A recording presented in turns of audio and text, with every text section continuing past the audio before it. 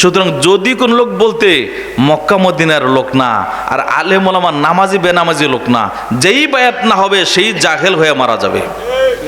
সহিহ মুসলিম শরীফ ৫ম খণ্ড ৪৬৪০ নম্বর হাদিস ৩২৫ নম্বর পৃষ্ঠায়। একথা শোনার পরে সাহাবীরা দলে দলে আইসা নবী পাক সাল্লাল্লাহু আলাইহি ওয়াসাল্লামের কাছে বায়াত হয়েছেন। সুতরাং আমরা অবশ্যই অবশ্যই বায়াতি জিন্দিগি হক্কানি পীর মুর্শিদের কাছে গিয়ে হাসিল করব ইনশাআল্লাহ। আপনার যে কোনো হক দরবারের কাছে যান, কিন্তু বায়াত হন, কারণ মৃত্যু আমাদের সামনে যে কোনো মুহূর্তে আসতে পারে। কাদ আফলাহাল মুমিনুন, নামাজিরা সফল হবে। কাদ আফলাহাল মুমিনুন আল্লাযীনা হুম ফি সলাতিহিম খাশিউন, ওই সমস্ত নামাজিরা সফল হবে যারা খুশু খুজুর সাথে নামাজ পড়ে। এখন সব নামাজি তো সফল না, যেই নামাজ দেয়া আপনি খুশু খুজু হাসিল না হবে ওই নামাজ আপনি সফল হবেন না। সুতরাং খুশু খুজুর নামাজের জন্য খুশু খুজুর ইমাম দরকার। খুশু খুজুর ইমাম যদি আপনি না পান তাহলে খুশু খুজুর নামাজ হাসিল হবে না। সৃষ্টিগতভাবে গরু বকরি ছাগল রুকুর মধ্যে আছেন, সৃষ্টিগতভাবে ব্যাঙ্গে তাশাহুদ অবস্থায় আছেন, সৃষ্টিগতভাবে গাছগাছিলা নামাজে কিয়ামরত অবস্থায় আছেন, সৃষ্টিগতভাবে সাপ বিচ্ছু কুমির এগুলি সেজদারত অবস্থায় আছেন। প্রত্যেকটা মাখলুকই আল্লাহ পাকের জিকিরের মধ্যে আছেন, কিন্তু তারপরেও তারা আশরাফুল মাখলুকাতের মর্যাদা হাসিল হয় না। কারণ কি? কারণ তারা খুশু খুজুর নামাজ পড়ে না। মানুষ খুশু খুজুর নামাজ পড়ে। খুশু খুজুর নামাজ যদি হাসিল না হয় তাহলে গাছ গরু ছাগলের সওয়াব হাসিল হইব, বুজুর্গই হাসিল হবে না। সওয়াব পাইবেন, গুড় তো অন্ধকারে খাইলেও মিষ্টি লাগে, অন্ধকার খাইলে মিষ্টি লাগে না? গুড় তো অন্ধকার খাইলে এই মিষ্টিটা পাইবেন, কিন্তু আল্লাহওয়ালা হইতে গেলে আপনার খুশু খুজু নামাজ পড়তে হবে। এজন্য খুশু খুজু ওয়ালা যে আল্লাহওয়ালা মানুষ আছে তার কাছে গেলে ওই বুজুর্গি হাসিল করা যায়। ওইখানে গেলে ওই চেহারার ভিতরে আরেকটা চেহারা দেখবেন, ওই কথার ভিতরে আরেক কিছু কথা শুনবেন, ওই সূরতের ভিতরে আপনার নিজের আরেকটা সূরত আছে সেটা দেখবেন। আধ্যাত্মিক সূরত আপনার মধ্যে জাগ্রত করে দিবেন। আধ্যাত্মিক আমলগুলি আপনার মধ্যে তৈরি হবে যদি আমি মেহনত করতে পারি। এই জন্য ভালো লোকের কাছে যাইবেন, ভালো সোহবত নিবেন। ভালো সোহবত না গেলে হাজার বছর ইবাদত বন্দেগী করলেও আল্লাহওয়ালা হওয়া যাবে না, নেকি অর্জন হবে। আল্লাহ পাক যাতে আমাদেরকে আল্লাহওয়ালাদের সোহবতে গিয়ে নেককারদের অন্তর্ভুক্ত হওয়ার তৌফিক দান করেন, আমরা সবাই বলি আল্লাহুম্মা আমিন। আল্লাহুম্মা সাল্লি সাল্লিম আলা নবী। আমি রাত্র আর এখানে রাখলাম, আর বেশি কথা বলবো না। এখন প্রায় রাত্র 11টা প্রায় সমান আমার ঘড়িতে বাজে। আমি আপনাদেরকে শুরু থেকে যে কথাটা বলতেছিলাম, আমরা ঋণ মুক্ত হয়ে কবরে যাওয়ার চেষ্টা করব। এবং মনে রাখবেন, তারপর যে ভুলে ক্রমে কোনো ঋণ থেকেই যায়, এটা জ্ঞাত অজ্ঞাত সারে আল্লাহ পাকের কাছে দান সৎকা করতে থাকবো। দুনিয়াতে চলাফেরায় গাড়িতে উঠা বসা সফরের সময় ঋণ হয়ে যায় না, মনে নাই বা দিতেও পারবো না, দিতে পারতেছি না, বেশি বেশি দান সদকা করবেন যাতে সদকা করি ওই ঋণের পরিপূরক হিসেবে ক্ষমার উসিলা হইতে পারে। বেশি বেশি দুরূদ শরীফ পড়বেন, আল্লাহওয়ালাদের সোহবতে থাকবেন, মুসিবতের সময় তাদের সুপারিশে এই অজ্ঞাত না জানা মুসিবত থেকে আল্লাহ পাক বাঁচাই দিতে পারেন। উসিলা তো ধরতে হবে, তাই না? এবং খাঁটি আল্লাহওয়ালা লোকের কাছে গিয়ে তাড়াতাড়ি বায়াত হয়ে যান। আমি বলি না যে রানীপুরে যেতে হবে, আমার কাছে যেতে হবে, এমন না। যেই আমলের মধ্যে দুরূদ শরীফ নাই, জিকির আজকার নাই, বুঝবেন এটা মৃত শুষ্ক একটা বৃক্ষ, যার কোনো রস নাই, কারণ কোনো ফুল নাই, ফল নাই। যেই আমলের, যেই নামাজ রোজার মধ্যে নবীদের প্রেম নাই, মহব্বত নাই, বুঝবেন একটা মৃত গাছ, এটা আমাদের ফুল ফল কিছুই হবে না। বেশি বেশি দুরূদ শরীফ পড়বেন, দুরূদ শরীফ পড়ে পড়ে নামাজ পড়বেন, রোজা করবেন, হজ করবেন, যাকাত দিবেন, কোরআন তেলাওয়াত করবেন। আমলগুলো যদি দুরূদের সাথে না থাকে, এই আমলগুলি আসমান জমিনে ঝুলতে থাকে, তার আমলে কবুল হয় না। আল্লাহওয়ালাদের সাথে থাকবেন, দুরূদ ওয়ালাদের সাথে থাকবেন, কারণ দুরূদ হচ্ছে নবীজির প্রেম, আর নবীজির প্রেম হচ্ছে ঈমান, আর ঈমান ছাড়া আমল কোনো কাজে আসে না। এই জন্য বায়াতে রাসূল হাসিল করবেন। বায়াতে রাসূল ছাড়া ইমানের আকীদার সৌন্দর্য আসে না, আদবের সোহবত আসে না।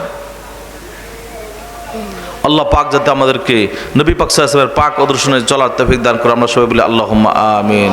আল্লাহুম্মা গফির ওয়ারহাম ওয়া আনতা খায়রুর রাহিমিন ওয়া লা তাহিনু ওয়া লা তাহজানু ওয়া আনতুমুল আ'লাউনা ইন কুনতুম মুমিনিন ফাসায়াকফিকুহুমুল্লাহ ফাসায়াকফিকুহুমুল্লাহু ওয়া হুয়াস সামিউল আলিম। এখন একটু মহব্বতের সাথে একটু জিকির পড়ব, দুরূদ শরীফ পড়ব। মনে রাখবেন এখন আল্লাহ পাক শুনতেছে এবং দেখতেছে।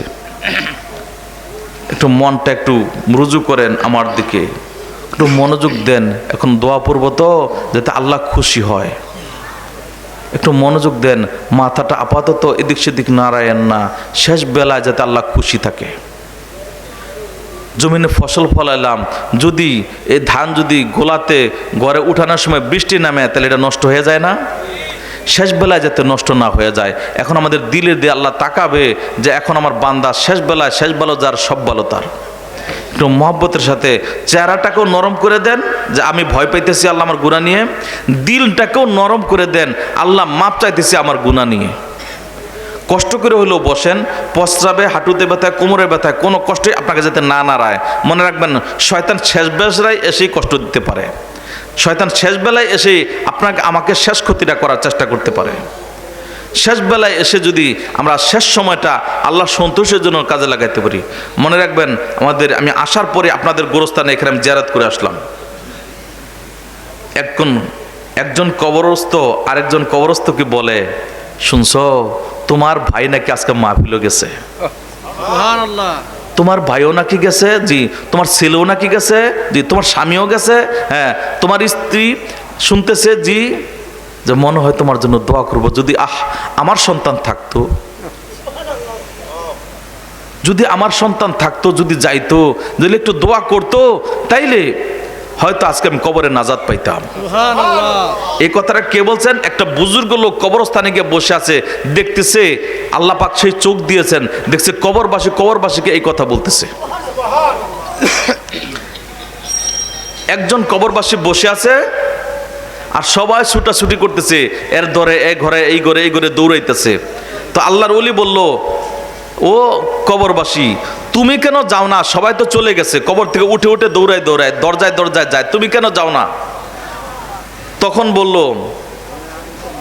বলল আল্লাহর মেহেরবানিতে আমি নেককার সন্তান দুনিয়াতে রাখে আসছি, সে ইবাদত বন্দেগী করে, আমার জন্য দোয়া করে, আমি কবরে থাইকই সেটা পাই। সুবহানাল্লাহ। আর ওই যে তারা দৌড়াইতেছে তাদের সন্তানাদের দুনিয়াতে রাইখা আসে নাই, তারা নিজের সন্তান পায় না এবং অন্য জনের পিছনে দৌড়ায়, দেখি আমার জন্য দেশবাসীর জন্য একটু দোয়া করে কিনা। যে লোকে ধনী তার সন্তানে কি মানুষের বাড়ি থেকে ভিক্ষা করে? যার সন্তানাদি নাই, স্বামী নাই, প্রিয়জন নাই, সেই তো একজনের কাছে গিয়ে অভাবের মধ্যে গিয়ে হাত পাতে, তাই না? ওই আল্লাহর বান্দা বলতেছে আমার সন্তান আছে দুনিয়াতে, তারা ইবাদত বন্দেগী করে আর আমার জন্য দোয়া করে, আমি কবরে থেকে সেটা পাই। আর যারা দৌড়ে উঠা চলে গেছে তাদের সন্তানাদি রাখে নাই, তারা মিসকিনের মতো মানুষের দরজায় গিয়ে দোয়া করে। আমরা অনেক সময় দোয়া করি না, আল্লাহ দেশবাসীর আপনি রহম করেন, এখানে যারা আছে ক্ষমা করেন, এই আমভাবে একটু দোয়া পাইছে। নিজের সন্তানেরা যখন দোয়া করে তখন সেটা খাসভাবে পায়। এখন তারা আমাদের দোয়াগুলি আমরা যারা আছি, এটা যে আমরা তো শিউর, এটা তো শিউর আমরা যা আছি, আমরা যেখানে বসা এটা তো বাস্তব। আমাদের আপন স্বজনকে কেউ দুনিয়াতে মারা গেছে না, এখন তারা আমাদের দিকে তাকায় রয়েছে। আল্লাহু আকবার, আল্লাহু আকবার, আল্লাহু আকবার। এখন আমাদের দিকে তাকায় রয়েছে। এখন আমি এই মুহূর্তে তাদেরকে আঙ্গুর ফল খাওয়াইতে পারবো না, আপেল কমলা খাওয়াইতে পারবো না, গোশত বিরিয়ানি খাওয়াইতে পারবো না, কোনো খাবার খাওয়াইতে পারবো না, কিন্তু এই মুহূর্তে তাকে আমি জান্নাতি খাবার দেওয়ার মতো সুযোগ আছে। তাহলে কি আমরা কি একটু কষ্ট করব না তাদের জন্য? মনোযোগের সাথে একটু বসবো না? এই মুহূর্তে একটু দোয়া করব না? একটু কি মায়া হয় না তাদের জন্য? দিলটা একটু নরম করেন, হালকাভাবে আমার কথাটা নিয়েন না, হেসে খেলে আমার কথাটা উড়াই দিয়েন না। আমার কথাটা আপনি হেসে খেলে আমি একটু পরে চলে যাবো আপনার এখান থেকে, আমাকে আর আপনি পাইবেন না, আর আপনিও এখানে বসবেন না। আপনি চাইলেও এখানে বসে থাকতে পারবেন না, একটু পরে একাকি বসে থাকতে পারবেন? এখন আপনি বসে থাকতে পারতেছেন, একটু পরে আপনি চাইলেও বসতে পারবেন না এখানে। এখন একের বসাটার মূল্য যে কি, আপনি একটা লোককে জান্নাতে দেওয়ার সুযোগ আছে।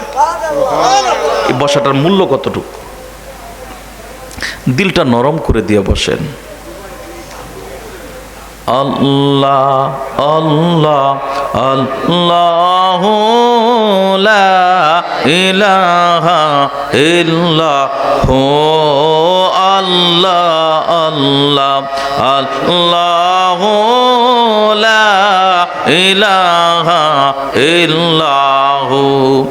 নবীদের সরদার আপনি হাবিব আল্লাহর, গায়রে নবীদের সরদার আপনি হাবিব আল্লাহর।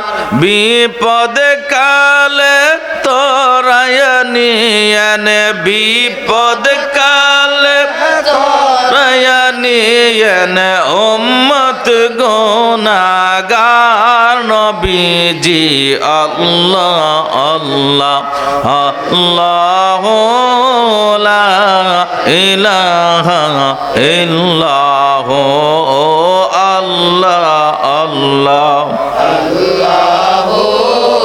লা ইলাহা ইল্লাল্লাহ।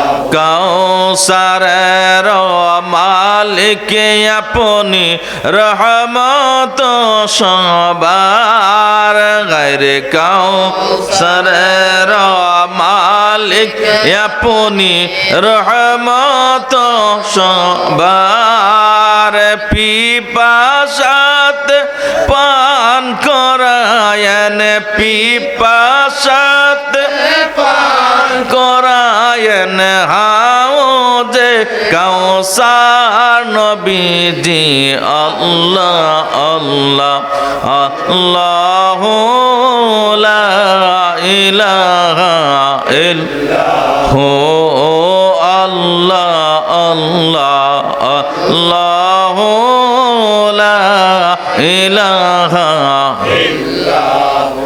মওতের তুফান যখন আসিবে আমার, হায় হায় মওতের তুফান যখন আসিবে আমার, দুই নয়নে দেখি যেন, দুই নয়নে দেখি যেন চেহারা আপনার নবীজি আল্লাহ আল্লাহ আল্লাহু লা ইলাহা ইল্লাহু আল্লাহ আল্লাহ আল্লাহু লা ইলাহা ইল্লাহু লা ইলাহা ইল্লাল্লাহ লা ইলাহা ইল্লাল্লাহ লা ইলাহা ইল্লাল্লাহ লা ইলাহা ইল্লাল্লাহ লা ইলাহা ইল্লাল্লাহ লা ইলাহা ইল্লাল্লাহ লা ইলাহা ইল্লাল্লাহ। পড়েন সবাই মুহাব্বতের সাথে একটু পড়েন। লা ইলাহা ইল্লাল্লাহ। মওতের কালে বুঝবে রে মন, মওতের কালে বুঝবে রে মন, এই কালিমার কত ওজন। হাসরের মাঠে বুঝবে রে মন, এই কালিমার কত ওজন। লা ইলাহা ইল্লাল্লাহ লা ইলাহা ইল্লাল্লাহ লা ইলাহা ইল্লাল্লাহ লা ইলাহা ইল্লাল্লাহ লা ইলাহা ইল্লাল্লাহ লা ইলাহা ইল্লাল্লাহ লা ইলাহা ইল্লাল্লাহ লা ইলাহা লা ইলাহা ইল্লাল্লাহ মিজানের পাল্লায় দেখিবের মন এই কালেমার কত ওজন আহা মিজানের পাল্লায় দেখিবের মন এই কালেমার কত ওজন হাসরের মাঠে দেখিবের মন আহা হাসরের মাঠে দেখিবির মন এই কালেমার কত ওজন লা ইলাহা ইল্লাল্লাহ বলে রে আমার মন লা ইলাহা ইল্লাল্লাহ বলে রে আমার মন লা ইলাহা ইল্লাল্লাহ বলে রে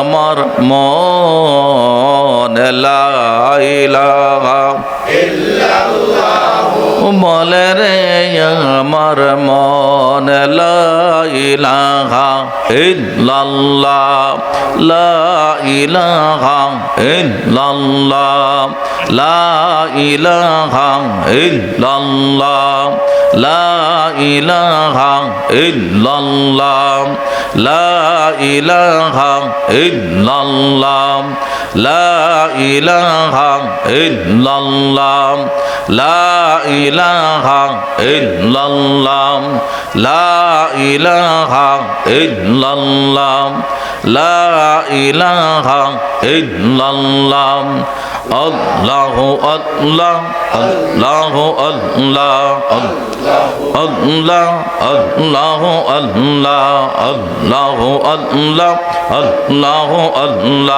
আল্লাহ আল্লাহু আল্লাহ আল্লাহু আল্লাহ আল্লাহু আল্লাহ আল্লাহু আল্লাহ আল্লাহু আল্লাহ আল্লাহু আল্লাহ আল্লাহু আল্লাহ আল্লাহু আল্লাহ আল্লাহু আল্লাহ আল্লাহ আল্লাহু আল্লাহ আল্লাহু আল্লাহ আল্লাহু আল্লাহ আল্লাহু আল্লাহ আল্লাহু আল্লাহ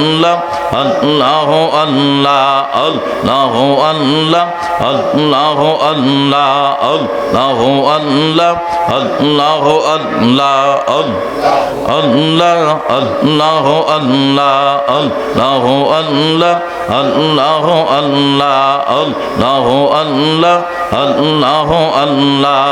আল্লাহু আল্লাহ আল্লাহু আল্লাহ লা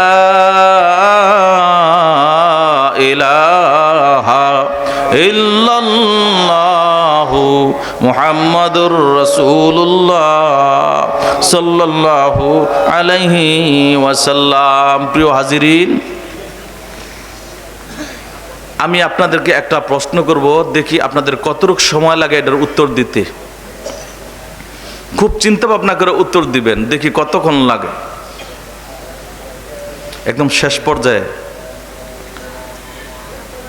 প্রশ্নটা হলো এই, চিন্তা করে প্রশ্নটা দেখি কতক্ষণ সময় লাগে। আমরা কি গুনাহগার না গুনাহগার না? আপনাদের কোনো সন্দেহ আছে? যেহেতু আমরা গুনাহগার, তাহলে তওবা করার দরকার আছে না নাই? রাসূল পাক সাল্লাল্লাহু আলাইহি ওয়াসাল্লাম বলছেন, স্বয়ং আমি নবী প্রতিদিন কমপক্ষে 70 বার তওবা করি। আরেক বর্ণনা আসছে আমি 100 বারের উপরে তওবা করি।